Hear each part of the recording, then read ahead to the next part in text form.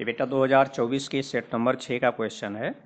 Question दिया है, सिद्ध कीजिए कि इंटीग्रेशन 0 से π/2 log sin x dx equal to -π/2 log 2। काफ़ी मेन क्वेश्चन, इससे रिलेटेड कई क्वेश्चन आए हुए हैं। देखिए यहाँ पर हमें पहचानना पड़ेगा कि क्या इसमें हमें प्रॉपर्टी लगाना जरूरी है या विदाउट प्रॉपर्टी सॉल्व हो जाएगा। लोअर लिमिट 0 दिया है।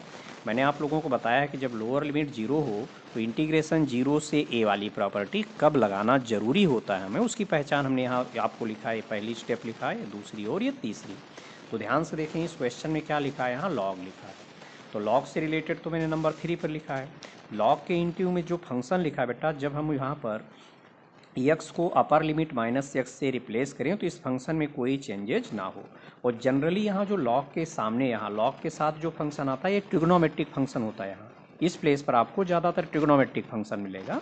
और यहाँ जो फंक्शन लिखा है, इस फंक्शन में आप जब x को अपर लिमिट -x से रिप्लेस करें तो इसमें कोई चेंजेज ना हो। x का मतलब यहाँ वेरिएबल बेटा, यहाँ dx है तो आप x की बात करेंगे, d थीटा है तो थीटा की बात करेंगे, t है तो t की बात करेंगे। इसी वेरिएबल को देखकर चलेंगे। जो यहाँ पर लेटर बना यही वेरिएबल होता है। तो देखें यहाँ पर लेटर क्या बना हुआ है, x, वेरिएबल x हो गया। लॉग के इनटू में यहाँ आपको 1 लिखा है, देख रहे हैं, यहाँ लॉग के इनटू में 1 लिखा और यहाँ ट्रिग्नोमेट्रिक फंक्शन दिया है तो यहाँ पर इस प्लेस पर 1 लिखा हुआ है, इनटू में यहाँ 1 लिखा है। तो 1 में x को हम अपर लिमिट -x से रिप्लेस करेंगे तो कोई चेंजेज नहीं हो रहा है। यहाँ x तो बना नहीं, यहाँ 1 लिखा, 1 तो कांस्टेंट फंक्शन है। यहाँ पर हम x को चाहे जिससे रिप्लेस करेंगे इसकी वैल्यू में कोई चेंजेज नहीं होगा। अर्थात ये प्रॉपर्टी यहाँ पर सक्सेस हो रही है, यह वाला फार्मूला लग रहा है, पहचान हमारे पास आ चुकी है। तो इसमें कौन सा फार्मूला आप लगाएंगे, इंटीग्रेशन 0 से a वाला फार्मूला लगाएंगे। इस फार्मूले को आप अप्लाई करेंगे और इसको हमने बताया है कि जब भी इसको अप्लाई करना होता है तो आपको क्या मानना होगा, सबसे पहले कैपिटल I मानेंगे, फिर तो लिखेंगे, फिर कैपिटल I, और यहाँ जो हमारे पास x लिखा है इस x के प्लेस पर क्या लिख देंगे, अपर लिमिट -x लिख देंगे। ठीक, इसके बाद आप इसको सरल करेंगे, फिर जोड़ा जाएगा इसमें। इसको सरल करें तो sin π/2 -x जानते हैं cos x हो गया। तो ये हो गया इंटीग्रेशन 0 से π/2 log cos x। यहाँ ये फार्मूला आप लिख देंगे, ये फार्मूला है, प्रॉपर्टी मैंने बताया हुआ है आप लोगों को, तो ये प्रॉपर्टी यहाँ जरूर लिखें। अब समीकरण 1 और 2 को जोड़ दें तो यहाँ लिख दिया गया समीकरण 1 धन समीकरण 2 के प्रयोग से।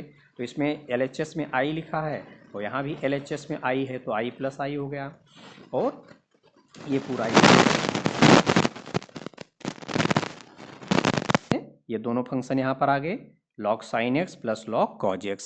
अब log m plus log n का फार्मूला सभी बच्चों को मालूम है, तो log m plus log n का फार्मूला लग गया। क्या फार्मूला होता है, log m इंटू n। तो ये आ गया log sin x into cos x। Formula हमने लिखा है log a plus log b का। अब बेटा यहाँ ध्यान से देखें तो यहाँ आपके पास साइन है, इसको आप साइन में बदल सकते हैं। साइन 2 थीटा का फार्मूला यहाँ बनता हुआ दिख रहा है। तो साइन 2 थीटा का फार्मूला सभी बच्चे जानते हैं, 2 sin theta into cos theta होता है। अगर हम यहाँ 2 का मल्टीप्लाई कर दें तो ये साइन 2 थीटा का फार्मूला बन जाएगा। केवल यहाँ तो मल्टीप्लाई होगा नहीं, ऊपर और नीचे दोनों में हमने 2 का मल्टीप्लाई किया, मतलब अंश और हर दोनों में 2 का गुणा कर दिया। अब इस प्लेस पर आपका फार्मूला बन गया साइन 2x का। अब यहाँ ध्यान से देखें तो log m/n लिखा है, और log m/n का फार्मूला सभी बच्चों को मालूम है कि log m/n क्या होता है, log m माइनस का log n। इस फार्मूले को अप्लाई कर दिया गया।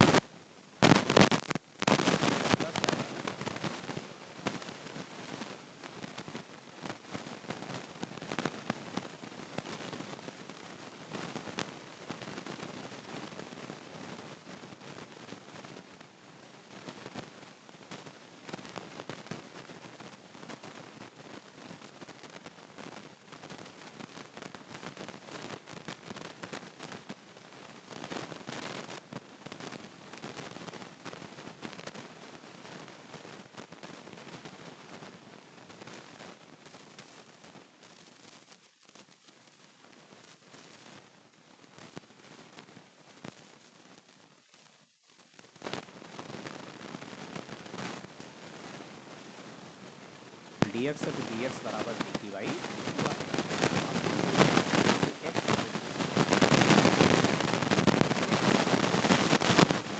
x बराबर 0 रखोगे तो t की वैल्यू क्या आएगी, यहाँ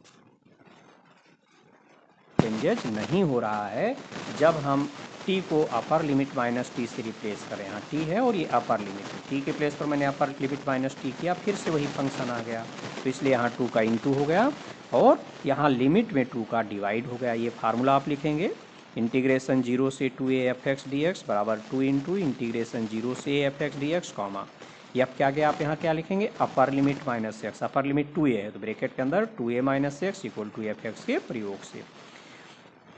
अब देखोगे बेटा ये इतना आ गया। हमने यहाँ पर प्रॉपर्टी लिखा हुआ है आपको ये कि अगर हम x के प्लेस पर t बना दें, लिमिट वही रहना चाहिए, खाली हम लेटर बदल दें तो इंटीग्रेशन की वैल्यू में कोई इफेक्ट नहीं पड़ेगा। हमारे क्वेश्चन बेटा x दिया है और ये मेरे पास क्या चल रहा है, t चल रहा है, तो मैंने अगली लाइन में सिर्फ t के प्लेस पर x बना दिया और कुछ नहीं किया। पूरा लिमिट वगैरह वही चल रही है तो सिंप्लीफाई हो गया, यहाँ तो 1 आ गया, सिर्फ t के प्लेस पर यहाँ मैंने x बना दिया और ये वाली प्रॉपर्टी अप्लाई कर दिया, प्रॉपर्टी नंबर 1 वाली कि a to b f x d x किसके बराबर होगा, a to b f t d t के। x के प्लेस पर हम कोई भी लेटर बना दें तो कोई चेंजेज इसमें नहीं होगा, लिमिट नहीं बदलना चाहिए। तो हमने क्या किया, यहाँ t के प्लेस पर x बना दिया, ठीक है, फार्मूला लिख दिया कि इसका प्रयोग हुआ है। अभी समीकरण 1 में आप लोगों ने देखा है कि इसको क्या माना गया है, इसको कैपिटल आई माने हुए। समीकरण 1 देखें, ठीक है बेटा, इसको आप लोगों ने क्या माना है, कैपिटल आई माना है ना, तो इसके प्लेस पर कैपिटल आई बन जाएगा, तो इसके प्लेस पर कैपिटल आई बना दिया जाएगा। अब दोनों पक्षों में कैपिटल आई माइनस कर दें आप तो क्या आ जाएगा, 2i माइनस आई बराबर, यहाँ से तो आई कैंसिल हो गया, क्या बचेगा माइनस पाई बाई 2 लॉग 2। चाहे आप ये कह लें कि आई को पक्षांतर कर लिया गया, लेकिन लिखा नहीं जाएगा, डायरेक्ट इसी तरह करेंगे तो एक्चुअली पक्षांतर नहीं होता है, दोनों तरफ यहाँ हम कैपिटल आई माइनस कर देते हैं। तो दोनों तरफ जब कैपिटल आई आप माइनस करोगे तो यहाँ 2i माइनस आई होगा और इसमें से कैपिटल आई माइनस करोगे तो कैंसिल हो गया, तो इसमें आई की वैल्यू आ गई माइनस पाई बाई 2 लॉग 2। और आई आपने किसको माना, इसी को आपने आई माना हुआ है। ये बेटा ये सब सिंप्लीफाई हुआ, आई की value minus pi by 2 log 2 आ गई। अब आई आपने समीकरण 1 में इसको माना था, उसके प्लेस पर आई की वैल्यू रख दें, सॉल्व हो गया। इसी तरह से इस पर क्वेश्चन बदल के आते हैं, इंटीग्रेशन 0 से pi by 2 log cos x पूछा जाएगा, बिल्कुल इसी तरह से शुरुआत होगा, इसको आप कैपिटल आई मान लोगे, पूरा सॉल्विंग यही चलेगी।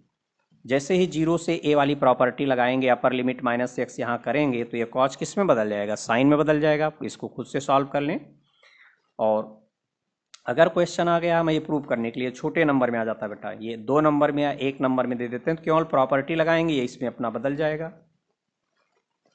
देखिए बेटा, अगर आपको क्वेश्चन में ये दे दिया गया, इसकी वैल्यू निकालने के लिए तो इसको आप आई मानोगे, उसके बाद अपर लिमिट माइनस एक्स करोगे तो ये इसके बाद ये आ जाएगा, ठीक है। शुरुआत यहाँ से हो जाएगा 0 से pi by 2 log cos x, मान लिया आपको ये क्वेश्चन दे दिया गया, तो जैसे इसको आपने आई माना, अगली लाइन में आई बराबर क्या हो गया, 0 से पाई बाई 2 लॉग और यहाँ cause pi by 2 minus x, upper limit minus x आपने किया, 0 से पाई बाई 2 क्या आ गया, लॉग साइन एक्स आ गया डी एक्स। अब क्या करते हो, ये समीकरण 2 हो गया और ये समीकरण 1 हो गया, इसके बाद यही वर्क होगा, आप समीकरण 1 और 2 को जोड़ेंगे, पूरा सॉल्विंग यही होती चली जाएगी। जैसे ही समीकरण 1 और 2 को जोड़ेंगे आपके पास पूरा इसी तरह से बनता चला जाएगा। और अगर आपको ये इतना प्रूव करना है, सिर्फ इतना दिखाना है, तो ये तो 2 लाइन का क्वेश्चन है। ये जैसे इस क्वेश्चन को लेकर चलेंगे, प्रॉपर्टी लगाएंगे, अपने आप ये आपका सॉल्व हो गया, ये 1 नंबर या 2 नंबर में इतना